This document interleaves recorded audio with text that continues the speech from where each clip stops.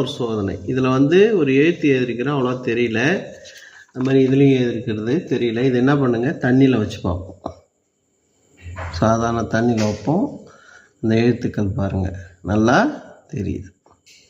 Science சரிங்களா. அதே மாதிரி இன்னொன்றுத்துலேயும் எழுதி வச்சுருக்கிறேன். பார்க்கும்போது அவ்வளோ தெரியாது, ஆனால் தண்ணியில் முழுகும் போது என்ன பண்ணுவோம், நல்லா தெரியும். Gravity science. இது எப்படின்னா, ஒன்றும் இல்லை, உங்கள்கிட்ட சோப்பு இருக்கும் வீட்டில், துணி சோப்பு. அதில் எழுதணும், எழுதி தண்ணியில் காட்டினா தெரியும்.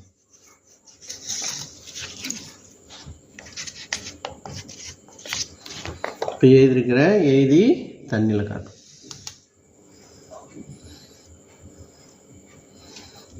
பாருங்க தெரியுது.